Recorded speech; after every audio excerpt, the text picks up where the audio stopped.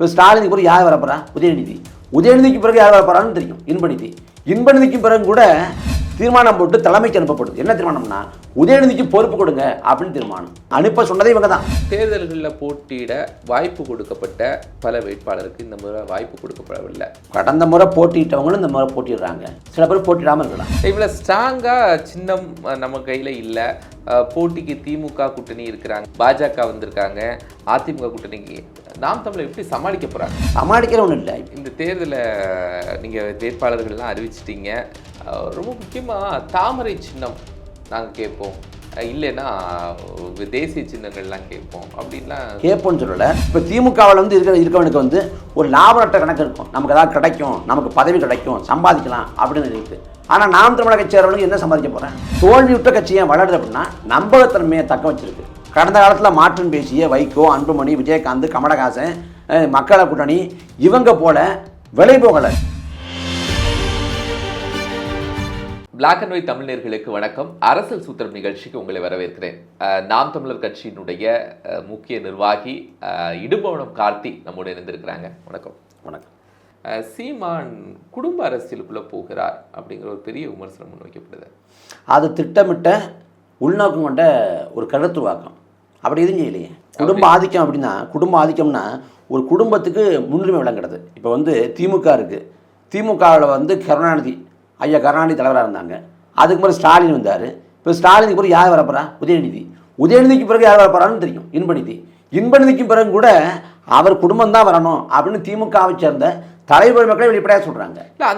இது வந்து இப்போ ஆர்எஸ் பாட சொல்கிறாரு, நான் இந்த படிநிலைக்கு, இந்த இடத்துக்கு, இந்த உயரத்துக்கு வர்றதுக்கு வந்து நான் 55 வருஷம் போராடுங்கிறார்.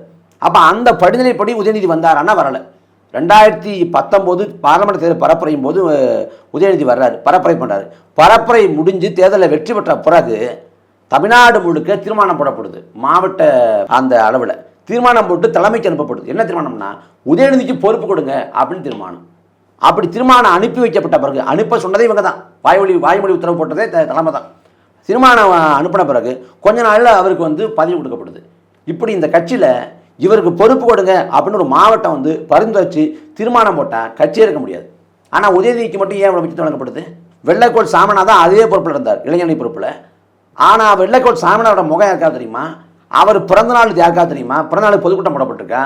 அவரோட முகம் வந்து சுழட்டியில் பதாகையில் போடப்பட்டிருக்கா? இல்லை. ஆனால் இவர் வந்தோடனே இந்த பொறுப்பு அதிகாரமிக்க தான் மாறுது. இங்கே வந்து தென்மண்டல அமைப்பு செயலாளர்னு ஒருத்தர் இருந்தார், யார்? ஐயா அழகிரி. கிழக்கு மண்டலம் இருக்குது, மேற்கு மண்டலம் இருக்குது, தெற்கு மண்டலம் இருக்குது. ஆனால் தென் மண்டலத்துக்கு மட்டும் என் செயலர் போட்டிங்க. சரி, அவரை போட்டிங்க இந்த பொறுப்பில், அவரை கட்சி விட்டு நீக்கிட்டீங்க. நீக்கின பிறகு அந்த பொறுப்பில் ஏன் வேற ஒருத்தர் அமர்த்தலை? காரணம்னா அவருக்காக உருவாக்கப்பட்ட பொறுப்பு. இது கருணாநிதியே சொல்கிறார். இது குடும்ப ஆதிக்கம், குடும்ப அரசியல். நாம் தமிழக கட்சி அதே மாதிரி தான் தென் சென்னையில் ஒரு சட்ட ஆலோசகராக திருமதி கைலை சீமான் நுழைகிறாங்க. நாளைக்கு கட்சியினுடைய பொதுச் செயலாளராக வந்துருவாங்க. அதெல்லாம் கற்பனை மிகையாக யோசிக்கிறது. நீங்கள் 40 பார்லமெண்ட் தொகுதி இருக்குது. ஒவ்வொரு தொகுதிக்கும் வந்து இந்த வேட்புமனு தாக்கல் பண்ணுறது, இன்னும் பிற சட்ட அந்த நுணுக்கங்களை அறிஞ்சிக்கிறதுக்காக சட்ட ஆலோசகர்னு வழக்கறிஞர்கள் நியமனம் செய்யப்படுறாங்க. அதில் வந்து தென் சென்னையில் 4 பேர், ஒவ்வொருத்தருக்கும் ஒவ்வொரு தொகுதிக்கும் 4 பேர் 3 பேர் நியமிக்கப்படுறாங்க. தென் சென்னை தொகுதிக்கு 4 பேர், 4 ஒருத்தவங்க தான் அண்ணி இருக்காங்க. அதில் என்ன சிறப்பு உரிமை வழங்கப்பட்டுச்சு, என்ன முக்கியத்துவம் வழங்கப்பட்டுச்சு, என்ன முதன்மை அதிகாரம் வழங்கப்பட்டுச்சு, எல்லோரையும் போல அவங்களும் இருக்கிறாங்க. அவ்வளோதானே. கட்சியினுடைய செயற்குள்ள முதல் மேடையில் ஃப்ரெண்டில் உட்காந்துருக்காங்க, முதல் வரிசையில் உட்காந்துருக்காங்க. அந்த பொதுக்குழு அந்த கீழே அமர்ந்த வரிசையில் அந்த புரோட்டோகால் படியெல்லாம் குறலை, யாருமே குறலை. ஒன்றிய செயலர் முன்னாடி உட்கார்ந்தாரு, மாநில பின்னாடி உட்கார்ந்தாரு. அதெல்லாம் பாரபட்சமாக இருந்துச்சு. அப்போ அதை அளவுல வச்சு இங்கே வந்து இந்த பொறுப்பாளர் இங்கே குறணும், அங்கே குறணும், அப்படி அந்த விதியே வைக்கப்படலை. அப்படி இருக்கிறப்ப முடிவு வந்தாங்க. அவ்வளோதானே. ஒன்றிய செயலர் முடிவு வந்தார், சாதாரண உறுப்பினர் முடிவு வந்தார், எல்லாம் தான் நடந்துச்சு. அது எந்த முக்கியத்துவம் வழங்கப்படுது? கடந்த முறை தேர்தல்களில் போட்டியிட வாய்ப்பு கொடுக்கப்பட்ட பல வேட்பாளருக்கு இந்த முறை வாய்ப்பு கொடுக்கப்படவில்லை. பலர் இப்போ நாம் தமிழர் கட்சியிலே இல்லை அப்படிங்கிற விமர்சனம். கடந்த முறை போட்டியிட்டவங்களும் இந்த முறை போட்டிடுறாங்க, சில பேர் போட்டிடாமல் இருக்கலாம். அது சுழற்சி முறை தானே. அவங்களுக்கு வாய்ப்பு கொடுக்கப்படல. சிலருக்கு வழங்கலாம், சிலருக்கு வழங்க முடியாமல் போகலாம். 40 இடம் தான் இருக்குது, 40 இடம் தான் இருக்குது. 10 லட்சம் பேர் கட்சி இருந்தாலும் 40 பேர் தான் போட்டி போட முடியும். அப்போ 10 லட்சம் பேரோட பிரதிநிதியாக தான் 40 பேர் இருக்க முடியும். அதனால் வந்து நம்மளோட குரலாக, நம்மளோட எண்ண ஓட்டமாக ஒருத்தர் அங்கே முழங்கினா போதும், ஒருத்தர் பேசினா போதும், ஒருத்தர் செயல்பட்டால் போதும். எல்லாரெல்லாம் போட்டி போட முடியாது. அப்போ எங்களில் ஒருத்தரை வந்து நாங்கள் தேர்வு பண்ணி அனுப்புகிறோம். அது என்ன தவறு இருக்குது? அது மாதிரி நிறைய வேட்பாளர்கள் இப்போ கட்சியிலே இல்லை. கட்சியை விட்டு ஒருத்தங்க போகிறாங்கன்னா பல காரணங்கள் இருக்கும். கட்சி விட்டு நீக்கம் செய்யப்படலாம், இல்லை கட்சி விட்டு அவங்க விலகி போகலாம், அதுக்கு வந்து கட்சி மீது அதிருப்தி இருக்கலாம், அவங்களுக்கு மனமாற்றம் இருக்கலாம், இல்லை கட்சிக்குள்ளே தனக்கு ஏதாவது கிடைக்கலங்கிற அந்த அதிருப்தி காரணமாக வெளியே போயிருக்கலாம், இல்லை வந்து அவங்க விலை போயிருக்கலாம், இல்லை இன்னொரு கட்சி மீது இருப்பு வந்துருக்கலாம், இல்லை தனிப்பட்ட வாழ்க்கையை பார்க்கணும், இது நமக்கு சரிப்பட்ட வராதுன்னு நினைக்கலாம். என்ன காரணம்னா இருக்கலாம். ஒரு கட்சி ஒரு இயக்கம்னா அது வளர வளர 10 பேர் வர்றாங்கன்னா 2 பேர் வெளில போகத்தான் செய்வாங்க. அது இயல்பான ஒன்று, அதை தவிர்க்கவே முடியாது. அதை வச்சுக்கிட்டு வெளியேறிட்டாங்கிறதுனால வெளியேறவங்களுக்கு பூரா வெளிச்சம் கொடுத்து அவங்க பேசுறத பூராவே கட்சி இப்படி தான் இருக்குது அப்படின்னு சொன்னால் கஷ்டம். நீ யாரை கேட்குறீங்கன்னா இந்த சேலத்தில் போனார் ஒருத்தர் ராஜா அமைப்புன்னு நினைக்கிறேன். அவருக்கு வந்து 2016 வாய்ப்பு வழங்கப்பட்டுச்சு சட்டமன்ற உறுப்பினராக, 2019 வாய்ப்பு வழங்கப்பட்டுச்சு, 2021 வாய்ப்பு வழங்கப்பட்டுச்சு, 3 முறை 2 சட்டமன்ற தேர்தல் ஒரு பொது தேர்தல் வாய்ப்பு வழங்கப்பட்டுச்சு. அவர் கட்சியில் முக்கியத்துவம் வழங்கத்தான் பட்டுச்சு. அவர் இந்த மாதிரி சீட்டு கேட்குறாரு. சீட்டு கொடுக்கலன்னொன்னே வெளியே போயிட்டு ஒரு பழியை போடுறாரு. கட்சிக்குள்ளே சாதி இருக்குது, கட்சிக்குள்ளே மதம் இருக்குது அப்படின்னு. சரியா, கட்சிக்குள்ளே சாதி இருக்குது மதம் இருக்குன்னு பேசுகிற ஆள் ஏன் பிஜேபியில் சேர போகணும்? பிஜேபின்னு அப்பல் கட்ட கட்சியா? அப்போ நோக்க உனக்கு சீட்டு தரலை, நீ கட்சி விட்டு வெளியேற, தன்னை நியாயப்படுத்தணும், கட்சியை குற்றப்படுத்துகிற.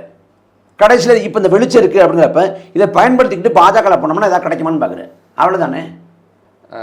இந்த தேர்தலை நீங்கள் வேட்பாளர்கள்லாம் அறிவிச்சிட்டிங்க, எல்லாம் நல்லா போயிட்டுருக்கு தேர்தலுக்கான பணி.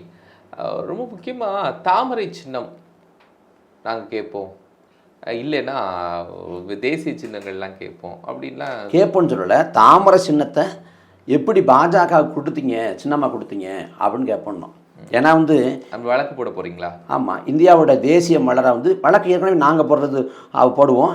ஏற்கனவே ஒருத்தர் சென்னை நீதிமன்றத்தில் போட்டார், ஒருத்தர் வழக்கு போட்டு நேற்று செய்தியாக இருக்குது. இல்லை, இந்தியாவோட தேசிய மலர் எதுவும் கேட்டால் தாமரைன்னு சொல்கிறாங்க. பாடப்புத்தகம் தான் படிக்கிறோம். அதே தாமரையை வந்து சின்னமாக கொடுத்தா எப்படி சரியாக இருக்கும்? இல்லை, அது கொடுக்கக்கூடாதுன்னு சட்டம் இருக்குது. கொடுக்கக்கூடாதுல, என்ன தார்மீகம்? சட்டம்ங்கிறதுலாம் மாறுதலுக்கு உட்பட்டதான், சட்டம் நான் எழுதியது தான். ஆனால் தார்மீகமாக சரியா? நீங்கள் வந்து இந்தியாவோட தேசிய கொடி எப்படி இருக்கோ அதே போல் காங்கிரஸ் கட்சியும் கொடி இருக்குது. அப்போ இதெல்லாம் எப்படி? கடந்த காலத்தில் நீங்கள் யானை கொடுத்துருக்கீங்க, நீங்கள் வந்து காளை கொடுத்துருக்கீங்க, அன்னைக்கு கை கொடுத்துருக்கீங்க. இப்போ வந்து வாக்கு செலுத்த போகிறப்ப வந்து நீங்களும் விரும்பி கேளுங்க, நீங்களும் இல்லை. இன்னைக்கு வந்து அந்த சின்னங்கள் இன்னைக்கு இல்லை. நீங்கள் உயிருள்ள விலங்குகள் எதுவுமே சின்னமாக இல்லை. நாங்கள் புளியை கட்டோம், புலி இல்லை, காளை கட்டோம், காளை இல்லை. நீங்கள் பாருங்கள், ஐயா மோடி வந்து அந்த சின்ன லிஸ்ட்லேருந்தே தூக்கிட்டாங்க. அதெல்லாம் கிடையாது. இன்னைக்கு ஐயா மோடி வந்து வாக்கு செலுத்த போகிறாங்க. இந்த பையில் வந்து இந்த இது இருக்குது, தாமரை இருக்குது. தாமரோட உள்ள போனோன்னே பெரிய அளவில் அது சர்ச்சையாக மாறுது. நியாயமாக போகக்கூடாது, தவறு, மிக தவறு, கண்டிக்கத்தக்கது. அப்படி சின்னத்தோடு உள்ளே போகக்கூடாதுங்கிறாங்க. கழுத்தில் துண்டு போட்டிருந்தோம்னா துண்டில் வந்து சின்னம் இருக்குது, உள்ளே போகக்கூடாதுங்கிறாங்க. இப்போ கை சின்னத்தை கொடுத்துருக்கீங்க, போகிறவர் கையை காட்டினா என்ன பண்ணுவீங்க? அப்போ இது எல்லாமே அன்னைக்கு வந்து சின்னத்தை கொடுத்து 70 வருஷமா 80 வருஷமா அந்த கட்சிகள் வந்து மக்கள்கிட்ட பதிய வச்சிருச்சு. ஆனால் பதிய வச்ச பிறகு இப்போ நாங்கள் கட்சி தொடங்கி வர்றப்ப எங்களுக்கு சின்னத்தை கொடுக்குறப்ப சின்ன எதுவுமே விளங்குற மாதிரி இல்லை. இந்த சின்னத்தை கொண்டு போய் சேர்க்கறதையும் சிக்கல் இருக்குது. அப்போ இது எப்படி சரிசமமான போட்டியாக இருக்க முடியும்? இவ்வளோ ஸ்ட்ராங்காக சின்னம் நம்ம கையில் இல்லை. போட்டிக்கு திமுக கூட்டணி இருக்கிறாங்க, வலுவாக பாஜக வந்திருக்காங்க, அதிமுக கூட்டணிக்கு நாம் தமிழர் எப்படி சமாளிக்க போகிறாங்க? சமாளிக்கிற ஒன்றும் இல்லை. இப்போ வந்து ஆளக்கூடிய திமுக, தமிழ்நாட்டை ஆளக்கூடிய திமுக மீது மக்கள் வெறுப்பில் இருக்காங்க, மக்கள் அதிர்த்து இருக்கிறாங்க. அப்போ திமுக வந்து தன்னை நியாயப்படுத்த எப்படி மக்கள்கிட்ட போய் வாக்கு கேட்கணும்னா அவங்க பாஜக பேசி லாவணி பாடுவாங்க. இந்த பக்கம் பாஜக பொறுத்த வரைக்கும் 10 ஆண்டுகால கொடுமையான ஆட்சி. அவங்க தன்னை நியாயப்படுத்த வந்து எதுவுமே கிடையாது. திமுக சொல்லி லாவணி பாடுவாங்க. இந்த பக்கம் அதிமுக வந்து திடீர்னு பாஜக கழட்டி விட்டுட்டு யோக்கிய வேஷம் போட்டு நிற்குது. அப்போ இவங்க எல்லாமே கரைபிடிஞ்ச கைகளோட நிற்கிறாங்க. நாங்கள் கரைபிடியாத கைகளோட அப்படிக்கட்டு நிற்கிறோம். பாஜக சாடுறோம், திமுக சாடுறோம், அநீதிகளை, அக்கிரமங்களை, எதேச்சதிகார போக்க, அடக்குமுறையை, ஒடுக்குமுறையை, சமூக அவலங்களை, சமூக அநீதிகளை எல்லாத்தையும் தோலுரிச்சு ஒரு நல்ல அரசியல் வந்து வரணும்னா நாம் தமிழர் கட்சி ஓட்டு போடுங்க. தமிழ்நாட்டில் நல்லாட்சியை கொடுக்கணும், தமிழ்நாடு சட்டமன்றத்தை கைப்பற்றணும் அப்படின்னு தேசிய அளவில் இப்போதைக்கு பாசிபிலிட்டி இல்லை. ஆனால் தேசிய அளவில் ஏதோ ஒரு கட்சிக்கு ஆதரவு கொடுக்கலாம்ல. ஒருவேளை காங்கிரஸ் அல்லாத, பாஜக அல்லாத மாநில கட்சிகள்லாம் ஒருமித்து வந்து ஒரு ஆட்சி, ஒரு கூட்டணி ஆட்சி அமைகிறது போல ஒரு வாய்ப்பு இருந்தால் அதுக்கு ஆதரவு தருவது குறித்து ஆலோசி. இப்போ விபி சிங் போன்ற பிரதமர் வர்ற மாதிரி தேர்தலை சந்திக்கிற தேர்தலுக்கு அப்படி யார் கூட்டணி? அப்படி யார் இருக்கா? இல்லை, நீங்கள் திமுகவை எதிர்க்கிறீங்க, பாஜக எதிர்க்கிறீங்க, அதிமுக கூட்டணி இருக்கிறாங்க. நீங்கள் இன்னும் சாதியவாதம் இல்லாத, மதவாதம் இல்லாத, ஊழல் கரைபிடியாத, அநீதிக்கு துணைவாகாத, சந்தர்ப்பவாதம் செய்யாத ஒரு கட்சி சொல்லுங்கள், யாரோட போக முடியாது. நாம் யார் தலைமையேற்று போகிறதுக்கான வாய்ப்பு இல்லை. நாம் தலைமையேற்று நிற்கிறோம். நம்ம தலைமையேற்று ஒருத்தவங்க வர்றாங்கன்னா அவங்க சரியானவங்களா சேர்த்துக்கலாமான்னு யோசிக்கலாம். நாம் யார் தலைமையேற்று போகிறதுக்கு வாய்ப்பு இல்லை. அப்புறம் இதில் வந்து காங்கிரஸ், பாஜக 2 கட்சியும் நம்ம ஆதரிக்க முடியாது. 2 கட்சியும் ஆட்சியும் தேவையில்லைங்கிறது நாம் தமிழர் கட்சி நிலைப்பாடு. அப்போ வந்து மாநில கட்சிகள் ஒருமித்து ஒரு அணி அமைக்குது, அவங்க வந்து கூட்டணி சேர்ந்து அவங்க நாட்டாள முயற்சி பண்ணுறாங்கன்னா அதை ஆதரிப்பது குறித்து ஆலோசிக்கலாம். ஆனால் அதற்கான வாய்ப்பு இருக்காங்கிற ஒரு பக்கம். ஒருவேளை அப்படி இல்லை அப்படின்னா நாங்கள் வந்து மகுவா மொய்த்ரான்னு மேற்கு வங்காளத்தில் அம்மையார் இருக்கிறாங்க, திரிணாமுல் காங்கிரஸோட பார்லிமெண்ட் உறுப்பினர். அவங்க வந்து மத்திய அமைச்சரும் இல்லை, இணை அமைச்சரும் இல்லை, ஒரு பார்லிமெண்ட் உறுப்பினர். அவங்க எழுப்புற குரல் இந்தியா முழுக்க எதிரொலிக்குது. மாநில உரிமைக்காக பேசுகிறாங்க. அதே போல நாம் தமிழர் கட்சி சேர்ந்த காசு வாங்கிட்டாங்க, கேள்வி கேட்பதற்கு பொருள் பெற்று விட்டாருன்னு தகுதி நீக்கம் செய்யப்பட்டிருக்காங்க. அது பாஜக யாரை வேணால் தகுதி நீக்கம் பண்ணலாம். இந்த வந்து உள்ள வந்து இந்த புகைக்குண்டை வீசினதுக்காக அதை கேள்வி எடுத்துக்கு பல முறை தகுதி நீக்கம் பண்ணாங்க. பண்ணது அவங்க ஆட்கள் தானே. வலிமையான தம்பிகள் குறைந்து விட்டார்கள். இப்போ திமுக கட்டமைக்கும் போது அந்நாட்டு அந்த தம்பிகளுடைய இணைப்பு ஆட்சியை பிடிக்க வரைக்கும் இருந்துச்சு. நாம் தமிழர்ல அந்த பொறுமை இல்லை. என்ன பொறுமை இல்லை? நாம் தமிழர் ஆட்சி பிடிக்கிற வரைக்கும் ஒரு வலுவா இருக்கணும். இல்லை, அப்படிலாம் இல்லைங்க. திமுகவில் இன்னைக்கு யதார்த்தம்னா ஒரு பொதுக்கூட்டமோ இல்லை ஒரு ஆர்ப்பாட்டமோ இதுக்கும் வந்து அந்த கட்சிக்காரங்களை திரட்டுவதற்கு வந்து வாகனம் வச்சு சாப்பாடு கொடுத்து காசு கொடுத்து தான் திரட்ட முடியும். இதான் யதார்த்தம் எல்லாமே. எங்கள் கட்சியை பொறுத்த வரைக்கும் எங்கள் கட்சியை சேர்ந்த எங்கள் உறவுகள், எங்கள் அண்ணன் தம்பிகள், என் அக்கா தம்பிகள் என்ன பண்ணுறாங்க அப்படின்னா அவங்க சொந்த காசை போட்டு பரப்புரைக்கு வர்றாங்க. சாப்பாடு கிடைக்கலையா, கிடைக்கிறத சாப்பிட்டுக்கிறாங்க. படுக்கடம் இல்லையா, சாலையோரம் படுத்து ஓய்வு எடுத்துக்கிறாங்க. நெடுதூரம் நடக்கிறாங்க. அதுவும் ஞாயிற்றுக்கிழமைன்னா கூட்டம் கூடுது. ஏன்னா வாரம் முழுக்க வந்து வேலை செஞ்சுட்டு சனியார் விடுமுறைன்னா விடுமுறை நாட்களையாவது கட்சிக்கு பண்ணிச்சுன்னு வர்றேன். அப்படி இருக்கிறப்ப எங்கள்கிட்ட பொறுமை இருக்குது. இப்போ திமுகவில் வந்து இருக்கவனுக்கு வந்து ஒரு லாப நட்ட கணக்கு இருக்கும். நமக்கு ஏதாவது கிடைக்கும், நமக்கு பதவி கிடைக்கும், சம்பாதிக்கலாம் அப்படின்னு இருக்குது. ஆனால் நாம் தமிழக கட்சி சேர்றவனுக்கு என்ன சம்பாதிக்க போகிறேன்? இருக்கிறத இழப்பானே உடைய நேரத்தை இழப்பான், பொருளை இழப்பான், ஏச்சு பச்சுகளை வாங்குவான், வழக்குகளை வாங்குவான், சிறைக்கு போவான், அடக்குமுறை ஒடுக்குமுறைக்கு ஆட்படுவான். ஆனால் எல்லாமே நடக்கும் தெரிஞ்சும் நமக்கு எந்த லாபமும் வராதுன்னு தெரிஞ்சும் அவன் நிற்கிறான்னா அவன் வந்து ஒரு பொது நோக்கத்துக்காக நிற்கிறான். முன்னேறி போயிட்டு இருக்கு. சமீபத்தில் நாம் தமிழர் கட்சி சார்ந்த ஒரு ஆடியோ வந்துச்சு. தலைவர் ஒருங்கிணைப்பாளர் சீமான் அவர்கள் ரேடிசன் ஹோட்டலில் தான் தங்குவாங்க, இந்த மாதிரியான ஸ்டார் ஹோட்டல்ஸில் தான் இருப்பாங்க அப்படிங்கிறதெல்லாம். சீமான் அப்படிப்பட்டவர் இல்லை, சாதாரண இடத்துல கூட இருக்கக்கூடிய நபர் தான். அப்போது இந்த உரையாடல்கள் எல்லாம் யார் கட்டமைக்கிறான்னு நினைக்கிறீங்க? கே நேரு வந்து வாக்கு காசு கொடுப்பதை பற்றி பேசுகிற ஒரு காணொலி காட்சி வந்துச்சு 2021. அது எங்கேயுமே சமூக வலைதளங்களில் பெரிய அளவில் விவாதிக்கப்படலை. எந்த ஊடகமும் அதை செய்தியாக்களை அதை கடந்து போனாங்க, முழுமையாக கடந்து போனாங்க. ஆனால் நாம் தமிழர் கட்சியிலேருந்து வெளியேறிய யாராவது நாம் தமிழர் கட்சி மீது காழ்ப்புணர்ச்சி கொண்டு சொன்னால் அது பெரிய அளவில் செய்தியாக மாற்றப்படுது. அவர் கட்சி விட்டு நீக்கப்பட்டு அது 2021 முடி பழைய காணொலி நீங்கள் சொல்கிறது. நான் செய்திக்காக சொல்கிறேன். அவர் வந்து ரேடிசன் அந்த விடுதியில் தான் தங்குவேன் அப்படின்னு சொன்னார் அப்படின்னு. அவரே என்ன சொல்கிறாருன்னா, நான் ஜிம்மு கேட்டார் அப்படி தான் சொல்கிறார். அப்போ உடல்நலத்தை பார்த்து ஜிம்மு இருக்குன்னு சொன்னால் என்ன தவறு இருக்குது? அண்ணன் சீமான் அவர்கள் 2016 அந்த ஜல்லிக்கட்டு சமயத்தில் மதுரை தமுக மைதானத்தில் ஒரு சின்ன குடில் இவ்வளோ தான் இருக்கும். சின்ன குடியில் இரவு முழுக்க வந்து அங்கே தான் படுத்து கிடந்தாங்க.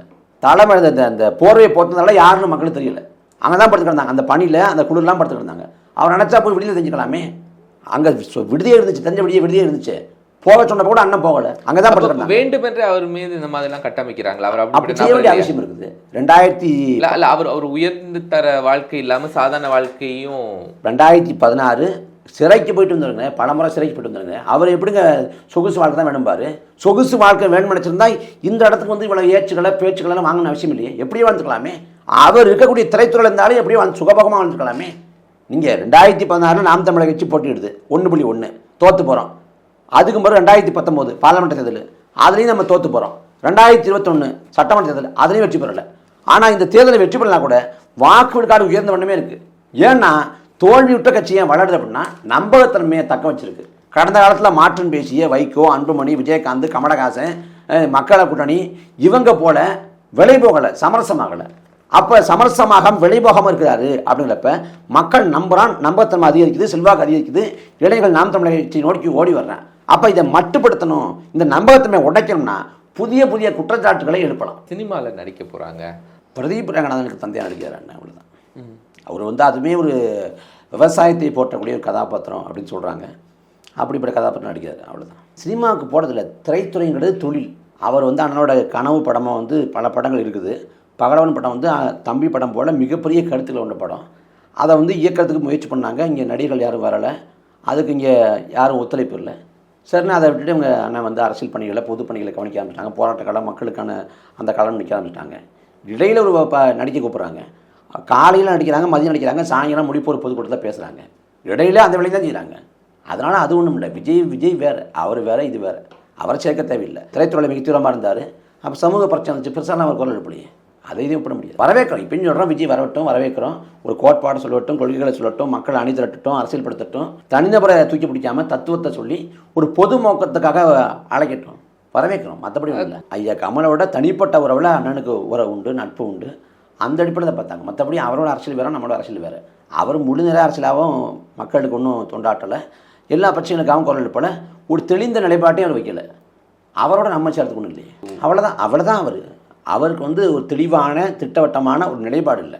இன்னும் சொல்லப்போனால் உடச்சி பேசுகிறோம்னா ரஜினிகாந்த் கட்சி தொடங்கிடுவாரோ அப்படிங்கிற ஒரு மன ஓட்டத்தில் அதுக்கு முன்னாடி நம்ம ஆரம்பிச்சிடணும் அப்படிங்கிற தான் கட்சி தொடங்குறாரு. பொதுவாக ஒரு மாநில கட்சி தொடங்குறாங்கன்னா முதல்ல வந்து சட்டமன்ற தேர்தல் தான் போட்டி போடுவாங்க. ஆனால் இவர் தொடங்கி பார்லிமெண்ட் தேர்தலில் போட்டி போடுறாரு. ஏன்னா அதுக்குள்ளே ரஜினிகாந்த் கட்சி தொடங்குறதுக்குள்ளே நாம் கட்சி தொடங்கிடணும் அப்படின்னு நினச்சிட்டாரு. தொடங்கினார். அவர் வந்து திரைத்துறையில் அவருக்கு பெரிய சந்தை இல்லைங்கிற பட்சத்தில் அரசியலுக்கு வந்தார். இப்போ விக்ரம் படத்துக்கு பிறகாக அவருக்கான சந்தை திறக்கப்பட்டுச்சு. அப்போ அதுக்கே நேரம் போதுமானதாக இல்லை. அதனால் இதை கண்டுக்கிறது இல்லை. நன்றி. நன்றி.